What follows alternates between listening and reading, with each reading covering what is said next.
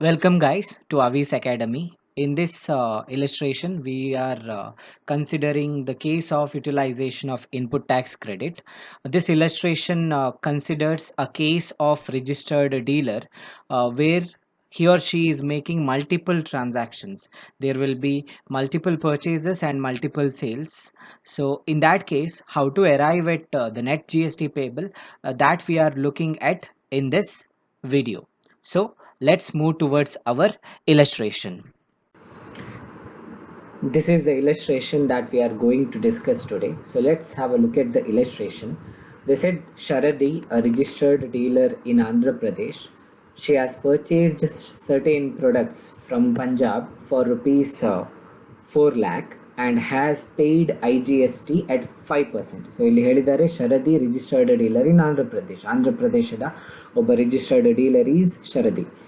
ಅವರು ಏನು ಮಾಡ್ತಾರೆ ಹೇಳಿದ್ದಾರೆ ಇಲ್ಲಿ, she has purchased certain products from ಪಂಜಾಬಿಂದ ಯಾವುದೋ ಒಂದು ಪ್ರಾಡಕ್ಟನ್ನು ಅಥವಾ ಪ್ರಾಡಕ್ಟ್ಸನ್ನು ಪರ್ಚೇಸ್ ಮಾಡಿದ್ದಾರೆ by paying rupees 4 lakh and she has also paid IGST at 5%. So purchase ಆಗ್ತಾ ಇರೋದು ಪಂಜಾಬಿಂದ ಆಂಧ್ರ ಪ್ರದೇಶಿಗೆ. ಸೊ ಹಾಗಾಗಿ interstate transaction IGST is charge. So 5% charge ಮಾಡಿದ್ದಾರೆ, which is correct. Okay, so ಇಲ್ಲಿ ಪರ್ಚೇಸ್ ಮಾಡಿದ್ದಾಳೆ. ನೆಕ್ಸ್ಟ್ ಹೇಳ್ತಾರೆ, after manufacturing the final product she has sold half of the goods in her state for rupees 3 lakh plus GST at 12%. So ಆನಂತರ ಏನು ಮಾಡ್ತಾರೆ, purchase ಮಾಡಿದ ನಂತರ ಅದನ್ನು ಅವರು ಯೂಸ್ ಮಾಡಿಕೊಂಡು ಮ್ಯಾನುಫ್ಯಾಕ್ಚರ್ ಮಾಡ್ತಾರೆ. ಆಫ್ಟರ್ ಮ್ಯಾನುಫ್ಯಾಕ್ಚರಿಂಗ್ ದ ಫೈನಲ್ ಪ್ರಾಡಕ್ಟನ್ನು ಮ್ಯಾನುಫ್ಯಾಕ್ಚರ್ ಮಾಡಿದ ನಂತರ she has sold half of the goods in her state for rupees 3 lakh plus GST at 12%. So after manufacturing half of the ಗೂಡ್ಸನ್ನು ಅವಳ ಸ್ಟೇಟಿನಲ್ಲೇ ಸೇಲ್ ಮಾಡಿದ್ದಾರೆ ಫಾರ್ rupees 3 lakh, ಅದರೊಟ್ಟಿಗೆ plus GST at 12%. GSTಯನ್ನು charge ಮಾಡಿದ್ದಾರೆ ಅಂತ. 3 lakhನ ಮೇಲೆ 12% GSTಯನ್ನು ಕೂಡ ಚಾರ್ಜ್ ಮಾಡಿದ್ದಾರೆ ಸೇಲಿನ ಮೇಲೆ ಅಂತ ಕೊಟ್ಟಿದ್ದಾರೆ. ಇಲ್ಲಿ ಸೇಲ್ಸ್ ಎಲ್ಲಿ ಆಗ್ತಾ ಇರೋದು, she selling in her state, right? Same ಸ್ಟೇಟಲ್ಲಿ ಸೇಲ್ ಆಗ್ತಾ ಇದೆ. ಸೊ ಈ ಟ್ರಾನ್ಸಾಕ್ಷನ್ನ ಮೇಲೆ CGST ಮತ್ತು SGSTಯನ್ನು ನಾವು ಚಾರ್ಜ್ ಮಾಡಬೇಕು. ಓಕೆ, ನೆಕ್ಸ್ಟ್ ಹೇಳ್ತಾರೆ, rest of the products to a unit in SEZ Andhra Pradesh for rupees 2,50,000. Manufacture ಮಾಡಿದ ಪ್ರಾಡಕ್ಟಲ್ಲಿ ಎಷ್ಟು ಉಳಿದಿದೆ ಅದನ್ನು ಆಂಧ್ರ ಪ್ರದೇಶದಲ್ಲಿ ಇರುವ ಒಂದು ಯೂನಿಟಿಗೆ, which is in SEZ special economic ಝೋನಲ್ಲಿ, ಆಂಧ್ರ ಪ್ರದೇಶದ ಸ್ಪೆಷಲ್ ಇಕನಾಮಿಕ್ ಝೋನಲ್ಲಿ ಇರುವ ಒಂದು ಯೂನಿಟಿಗೆ ಸೇಲ್ ಮಾಡಿದ್ದಾರೆ for rupees 2,50,000. If you remember, any goods that are sold to SEZ unit is 0 rated, right? So SEZ ಯೂನಿಟಿಗೆ ಗೂಡ್ಸನ್ನು ಸೇಲ್ ಮಾಡಿದರೆ ಅದರ ಮೇಲೆ GST 0% ಚಾರ್ಜ್ ಆಗ್ತದೆ, ವಿಚ್ ಮೀನ್ಸ್ ನೋ GST ಅಂತ ಆಯಿತು. ಅಂದರೆ ಅದನ್ನು ನಾವು ಡೀಮ್ಡ್ ಟು ಬಿ ಎಕ್ಸ್ಪೋರ್ಟ್ ಅಂತ ಕನ್ಸಿಡರ್ ಮಾಡೋದ್ರಿಂದ ಅಲ್ಲಿ 0% ಟ್ಯಾಕ್ಸನ್ನು ನಾವು ಹಾಕಬೇಕಾಗ್ತದೆ. ಓಕೆ, ಇದರ ಮೇಲೆ 2,50,000 ಮೇಲೆ GST is nil. Okay, 0%. Next ಹೇಳ್ತಾರೆ, she has also purchased certain goods in Andhra for rupees 5 lakh paid IGST at 18%. ಇಲ್ಲಿ ಮೇಲೆ ಪಂಜಾಬಿನಿಂದ ಪರ್ಚೇಸ್ ಮಾಡಿದ್ದನ್ನು ಬಿಟ್ಟು ಅವಳ ಸ್ಟೇಟಿನಲ್ಲೇ ಕೂಡ ಪರ್ಚೇಸ್ ಮಾಡಿದ್ದಾಳೆ in Andhra Pradesh for rupees 5 lakh ಅಂತ ಕೊಟ್ಟಿದ್ದಾರೆ. 5 lakhನ ಗೂಡ್ಸನ್ನು ಅವಳ ಸ್ಟೇಟಿನಲ್ಲೇ ಅವಳು ಪರ್ಚೇಸ್ ಮಾಡಿದ್ದಾಳೆ. ಅದರ ಮೇಲೆ 18% GST ಕೂಡ ಪೇ ಮಾಡಿದ್ದಾರೆ. ಸೊ ಇದು ಕೂಡ ಇನ್ಪುಟ್ ಪರ್ಚೇಸ್ ಮಾಡಿರೋದು. ಸೊ ಇಲ್ಲಿ ಕೂಡ ಅವಳಿಗೆ ಇನ್ಪುಟ್ ಟ್ಯಾಕ್ಸ್ ಕ್ರೆಡಿಟ್ ಸಿಗ್ತದೆ. ಹೇಗೆ ಪಂಜಾಬಿನಿಂದ ಪರ್ಚೇಸ್ ಮಾಡಿದ ಗೂಡ್ಸಿನ ಮೇಲೆ ಟ್ಯಾಕ್ಸ್ IGST ಪೇ ಮಾಡಿರೋದ್ರಿಂದ ಅವಳಿಗೆ ಇನ್ಪುಟ್ ಟ್ಯಾಕ್ಸ್ ಕ್ರೆಡಿಟ್ ಸಿಗ್ತದೆ, ಹಾಗೆಯೇ ಇಲ್ಲಿ ಕೂಡ ಆಂಧ್ರ ಪ್ರದೇಶದಲ್ಲಿ ಗೂಡ್ಸನ್ನು ಪರ್ಚೇಸ್ ಮಾಡಿದ್ದಾಳೆ, ಅದರ ಮೇಲೆ ಕೂಡ ಅವಳಿಗೆ ಇನ್ಪುಟ್ ಟ್ಯಾಕ್ಸ್ ಕ್ರೆಡಿಟ್ ಸಿಗ್ತದೆ. ನೆಕ್ಸ್ಟ್ ಹೇಳ್ತಾರೆ, all the goods were sold by her under inter state sale to a registered dealer in Karnataka. ಇಲ್ಲಿ ಏನು ಮಾಡ್ತಾಳೆ, ಆಂಧ್ರ ಪ್ರದೇಶದಿಂದ ಏನು ಇನ್ಪುಟ್ ಪರ್ಚೇಸ್ ಮಾಡಿದ್ದಾಳೆ ಅದನ್ನು ಮ್ಯಾನುಫ್ಯಾಕ್ಚರ್ ಮಾಡಿ ಕರ್ನಾಟಕದ ಡೀಲರಿಗೆ, ರಿಜಿಸ್ಟರ್ಡ್ ಡೀಲರಿಗೆ ಸೇಲ್ ಮಾಡಿದ್ದಾಳೆ ಫಾರ್ rupees 7 lakh. ಇಲ್ಲಿ ಇಂಟರ್ ಸ್ಟೇಟ್ ಟ್ರಾನ್ಸಾಕ್ಷನ್ ಆಗ್ತಾ ಇದೆ. ಗೂಡ್ಸ್ ಆಂಧ್ರ ಪ್ರದೇಶದಿಂದ ಆಂಧ್ರ ಪ್ರದೇಶದಿಂದ ಕರ್ನಾಟಕಕ್ಕೆ ಗೂಡ್ಸ್ ಸೇಲ್ ಆಗ್ತಾ ಇದೆ. So inter state transaction. So IGST we have to charge. ಅಲ್ಲಿ ಕೊಟ್ಟಿದ್ದಾರೆ IGST at 12% ಅಂತ. ಆನಂತರ ಹೇಳ್ತಾರೆ compute net tax payable. Net tax payable ಅಂತ ಹೇಳಿದರೆ output tax liability minus input tax credit. ಇಲ್ಲಿ ನಾವು ಈ ಪ್ರಾಬ್ಲಮನ್ನು ಸಾಲ್ವ್ ಮಾಡುವಾಗ ನಾವು ನೋಡಬೇಕಾಗಿರೋದು ಎಲ್ಲಿ ಸೇಲ್ ಆಗಿದೆ ಅದನ್ನು ಸಪ್ರೇಟಾಗಿ ಯೂಸ್ ಮಾಡಿಕೊಂಡು ಟೋಟಲ್ ಮಾಡಿ, ಸಿಂಗಲ್ ಸೆಲ್ಲರ್ ಇದು ರೈಟ್, ಶರದಿದು ಮಾತ್ರ ಟ್ರಾನ್ಸಾಕ್ಷನ್ ಕೊಟ್ಟಿದ್ದಾರೆ, ಹಿಂದೆ ಕೊಟ್ಟ ಹಾಗೆ ಹೋಲ್ಸೇಲರ್, ರಿಟೇಲರ್, ಫೈನಲ್ ಕನ್ಸ್ಯೂಮರ್ ಆ ರೀತಿ ಕೊಡಲಿಲ್ಲ. ಇಲ್ಲಿ ಸಿಂಗಲ್ ಸೆಲ್ಲರ್ ಅಥವಾ ರಿಜಿಸ್ಟರ್ಡ್ ಡೀಲರ್ ಇದು ಟ್ರಾನ್ಸಾಕ್ಷನ್, ಮಲ್ಟಿಪಲ್ ಟ್ರಾನ್ಸಾಕ್ಷನ್ ಅನ್ನು ಇಲ್ಲಿ ಕೊಟ್ಟಿದ್ದಾರೆ. ನಾವಿಲ್ಲಿ ಏನು ಮಾಡಬೇಕು ಅಂತ ಹೇಳಿದರೆ ಫಸ್ಟಿಗೆ ನಾವು total output tax liability calculate ಮಾಡಬೇಕು. Total output tax liability calculate ಮಾಡಲಿಕ್ಕೆ ನಮಗೆ ಸೇಲ್ಸಿನ ಇನ್ಫಾರ್ಮೇಷನ್ ಬೇಕು. ಹಾಗಾಗಿ ಫಸ್ಟ್ ನಾವು ಐಡೆಂಟಿಫೈ ಮಾಡಬೇಕಾಗಿರೋದು ಈ ಇಲಸ್ಟ್ರೇಷನಲ್ಲಿ ಸೇಲ್ಸ್ ಎಲ್ಲೆಲ್ಲ ಆಗಿದೆ ಅಂತ. ಇಲ್ಲಿ 2 ಕಡೆಯಲ್ಲಿ ಸೇಲ್ಸ್ ಇದು ಇನ್ಫಾರ್ಮೇಷನ್ ಕೊಟ್ಟಿದ್ದಾರೆ, 3 ಕಡೆಯಲ್ಲಿ ಆ್ಯಕ್ಚುಲಿ. ಫಸ್ಟಿಗೆ ಇಲ್ಲಿ ಹೇಳ್ತಾರೆ after manufacturing the final product she has sold half of the goods in her state for ₹3 lakh plus GST at 12%. So ಇಲ್ಲಿ ಸೇಲ್ ಆಗಿದೆ, 3 lakhನ ಗೂಡ್ಸನ್ನು ಅವಳ ಸ್ಟೇಟಿನಲ್ಲೇ ಸೇಲ್ ಮಾಡಿದ್ದಾರೆ ಅಂತ ಹೇಳಿದ್ದಾರೆ ರೈಟ್. ಸೊ ಇದರ ಮೇಲೆ ನಾವು ಔಟ್ಪುಟ್ ಟ್ಯಾಕ್ಸ್ ಲಯಬಿಲಿಟಿಯನ್ನು ಶರದಿ ಔಟ್ಪುಟ್ ಟ್ಯಾಕ್ಸ್ ಲಯಬಿಲಿಟಿಯನ್ನು ಗೌರ್ಮೆಂಟಿಗೆ ಪೇ ಮಾಡಬೇಕು. ಸೊ ಹಾಗಾಗಿ ಫಸ್ಟ್ ಅದನ್ನು ನಾವು ಕ್ಯಾಲ್ಕುಲೇಟ್ ಮಾಡಬೇಕು. Let us do that. So ಫಸ್ಟಿಗೆ ನಮಗೆ ಬೇಕಾಗಿರೋದು ಔಟ್ಪುಟ್ ಟ್ಯಾಕ್ಸ್ ಲಯಬಿಲಿಟಿ. ಸೊ ಈ ಟೇಬಲನ್ನು ಯೂಸ್ ಮಾಡುವ. CGST, SGST, IGST ಕಾಲಮ್ ಯಾಕೆ ಅಂತ ಹೇಳಿದರೆ ಫಸ್ಟ್ ಇದು ಇಲ್ಲಿ ಟ್ರಾನ್ಸಾಕ್ಷನ್ ಹಾಕಿರೋದು ಏನು 3 lakh ಇದು ಟ್ರಾನ್ಸಾಕ್ಷನ್ ಆಗ್ತಾ ಇದೆ, ಇದು ವಿದಿನ್ ಸ್ಟೇಟ್ ಟ್ರಾನ್ಸಾಕ್ಷನ್, ಆಂಧ್ರ ಪ್ರದೇಶದಲ್ಲೇ ಆಗ್ತಾ ಇರೋದು. Because they said sold in her state ಅಂತ ಕೊಟ್ಟಿದ್ದಾರೆ. ಸೊ ಇಲ್ಲಿ CGST ಮತ್ತು SGST ಚಾರ್ಜ್ ಆಗ್ತದೆ. ಬಟ್ ಇನ್ನೊಂದು ಸೇಲ್ ಇದೆ, ಅದು 7 lakh ವರ್ತಿನ ಸೇಲ್, ಅದು ಕರ್ನಾಟಕಕ್ಕೆ ಸೇಲ್ ಮಾಡಿರೋದು ಆಂಧ್ರದಿಂದ. ಸೊ ಹಾಗಾಗಿ ಅದು ಇಂಟರ್ ಸ್ಟೇಟ್ ಸೇಲ್ ಆಗ್ತದೆ. ಸೊ ಅಲ್ಲಿ IGST ಚಾರ್ಜ್ ಆಗ್ತದೆ. ಸೊ ಹಾಗಾಗಿ ನಾವು ಇಲ್ಲಿ 3 ಕಾಲಮನ್ನು ಡ್ರಾ ಮಾಡಿದ್ದೇವೆ, CGST, SGST and IGST tax ಲಯಬಿಲಿಟಿಯನ್ನು ಕ್ಯಾಲ್ಕುಲೇಟ್ ಮಾಡಲಿಕ್ಕೆ. ಫಸ್ಟ್ ಇದು transaction within state sale right. So ಹಾಗೆಯೇ ಬರೆಯುವ within sold within state. So ಎಷ್ಟು ವ್ಯಾಲ್ಯೂನ ಗೂಡ್ಸನ್ನು ಸೇಲ್ ಮಾಡಿದ್ದಾರೆ? 3 lakhನ ಗೂಡ್ಸನ್ನು ಸೇಲ್ ಮಾಡಿದ್ದಾರೆ. GST ರೇಟ್ ಎಷ್ಟು? Let us see that. So GST rate ಕೊಟ್ಟಿದ್ದಾರೆ, 3 lakhನ ಗೂಡ್ಸನ್ನು ಸೇಲ್ ಮಾಡಿರೋದು. GST rate is 12%. So we have to charge 12% GST. But ಅದು ವಿದಿನ್ ಸ್ಟೇಟ್ ಟ್ರಾನ್ಸಾಕ್ಷನ್ ಆಗಿರೋದ್ರಿಂದ ನಮಗೆ 12% ಹಾಕಲಿಕ್ಕೆ ಆಗೋದಿಲ್ಲ, because CGST and SGST is ಚಾರ್ಜೇಬಲ್.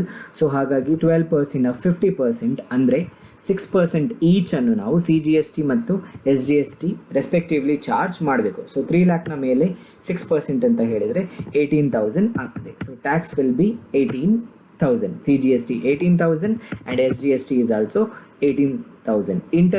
Intra state transaction ಆಗಿರೋದ್ರಿಂದ IGST ಚಾರ್ಜ್ ಆಗೋದಿಲ್ಲ. Okay, so this is the first sale that has happened. Next ನೋಡೋ ಬೇರೆ ಏನಾದರೂ ಸೇಲ್ ಇದು ರಿಲೇಟೆಡ್ ಇನ್ಫಾರ್ಮೇಷನ್ ಕೊಟ್ಟಿದ್ದಾರೆ ಅಂತ. ನೆಕ್ಸ್ಟ್ ಸೆಂಟೆನ್ಸಲ್ಲೇ ಇದೆ ನೋಡಿ, ಅಲ್ಲಿ rest of the goods to a unit in SEZ Andhra Pradesh for ₹2,50,000. Again sale ಮಾಡಿದಲ್ಲಿ ಎಲ್ಲಿ? ಆಂಧ್ರ ಪ್ರದೇಶದಲ್ಲೇ ಸೇಲ್ ಮಾಡಿರೋದು SEZ ಯೂನಿಟಿಗೆ. ಬಟ್ SEZ ಯೂನಿಟಿಗೆ ಗೂಡ್ಸನ್ನು ಸೇಲ್ ಮಾಡಿದರೆ ನಾನು 0 ರೇಟೆಡ್ ಅಂತ ಹೇಳಿದ್ದೇನೆ, but it is a sale. So ಹಾಗಾಗಿ ಬರೆಯುವ sold to SEZ unit. Sold to SEZ unit.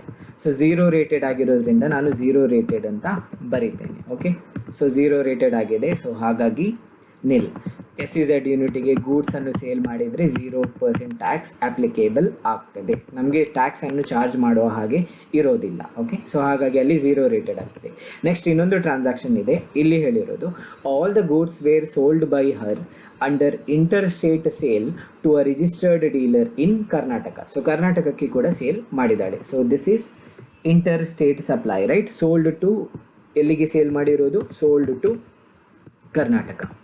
So sold to Karnataka for ₹7 lakh. On that GST rate is, let's see what's the GST rate. GST rate is 12%. So interstate sale, so ಹಾಗಾಗಿ IGST, so fully 12% ನಾವು charge ಮಾಡ್ಬೋದು.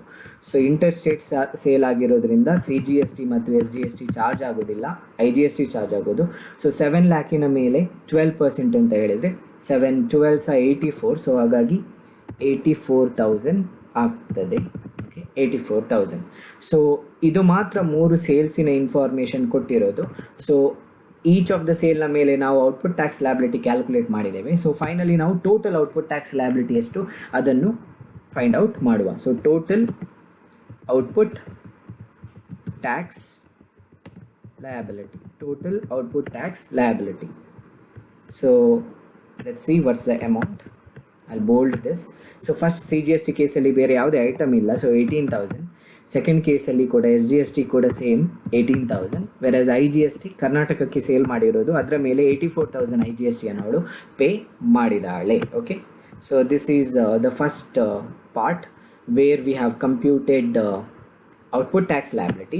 ಆ ನಂತರ ಕ್ವಶನಲ್ಲಿ ಕೊಟ್ಟಿದ್ದಾರೆ ಕೆಲವೊಂದು inputs ಅನ್ನು ಅವಳು purchase ಮಾಡಿದಾಳೆ ಅಂತ. ಇನ್ಪುಟ್ಸ್ ಪರ್ಚೇಸ್ ಮಾಡಿರೋದು ಎರಡು ಕಡೆಯಿಂದ, ಒಂದು ಪಂಜಾಬಿನಿಂದ, ಇನ್ನೊಂದು within state purchase of input. So ಪಂಜಾಬಿಂದ ಪರ್ಚೇಸ್ ಮಾಡಿರೋದ್ರಿಂದ ಅವಳು IGST ಅನ್ನು ಇನ್ಪುಟ್ ಟ್ಯಾಕ್ಸ್ ಆಗಿ ಆಲ್ರೆಡಿ ಪೇ ಮಾಡಿ ಇರ್ತಾಳೆ. ಸೊ ಹಾಗಾಗಿ ನಾವು ಇನ್ಪುಟ್ ಟ್ಯಾಕ್ಸ್ ಕ್ರೆಡಿಟಿಗೆ ಶರದಿಗೆ ಸಿಗ್ತದೆ. So let us find out that first. Next ನಮಗೆ ಬೇಕಾಗಿರೋದು input tax credit on the purchase of input. So first purchase ಆಗಿರೋದು purchased certain products from Punjab. So purchased from ಈ format use ಮಾಡಿ ಕ್ಯಾಲ್ಕುಲೇಷನ್ಗೆ. Purchased from not input, purchase from ಪಂಜಾಬಿನಿಂದ purchase ಮಾಡಿದ್ದಾರೆ.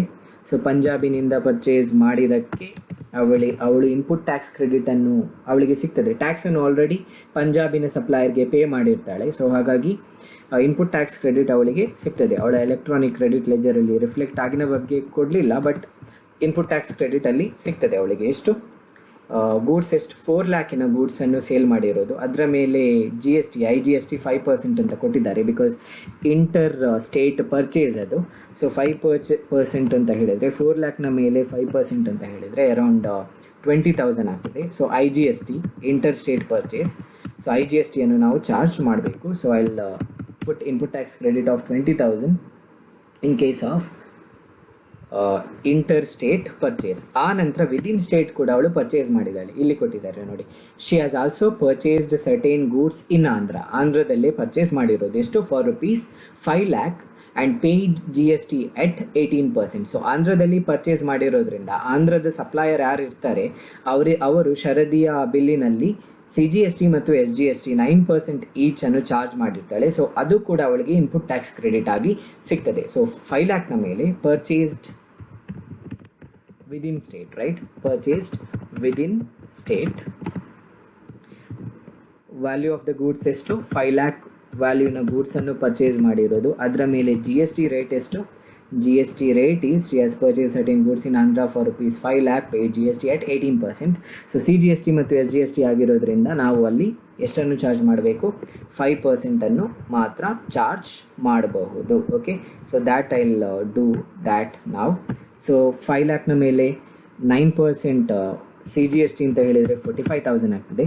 ವೆರಾಸ್ SGST ಕೂಡ same amount ಆಗಿರ್ತದೆ, 45,000 ಆಗ್ತದೆ. Okay, so ನಂತರ ಇದಾದಮೇಲೆ ಬೇರೆ ಯಾವುದೇ ಇನ್ಪುಟ್ಟನ್ನು ಅವಳು ಪರ್ಚೇಸ್ ಮಾಡಲಿಲ್ಲ.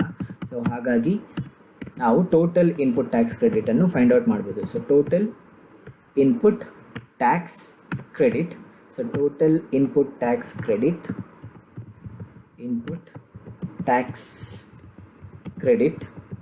ಟೋಟಲ್ ಇನ್ಪುಟ್ ಟ್ಯಾಕ್ಸ್ ಕ್ರೆಡಿಟ್ ಎಷ್ಟು ಅಂತ ಫೈಂಡ್ ಔಟ್ ಮಾಡಬೇಕು. So CGST credit, she will have a CGST credit of 45,000. Again SGST credit also same amount 45,000 and IGST credit of 20,000 on the purchase made by her from Punjab and within state. So idu input tax credit ಮತ್ತು output tax liability. Next ಕ್ಯಾಲ್ಕುಲೇಷನಲ್ಲಿ ನಾವು ಹೇಗೆ total or net GST payable ಅನ್ನು calculate ಮಾಡೋದು ಅದನ್ನು ನಾವು ನಮ್ಮ next ವಿಡಿಯೋದಲ್ಲಿ ನೋಡುವ. Thank you guys for watching the video. In this part of the video we have calculated the output tax liability of Sharadi and total input tax credit that she is getting on her purchase of inputs. In the next part, in the second part, we will look into how to calculate net GST payable in the case of multiple transaction and setting off or using input tax credit available to set off output tax liability. Thank you.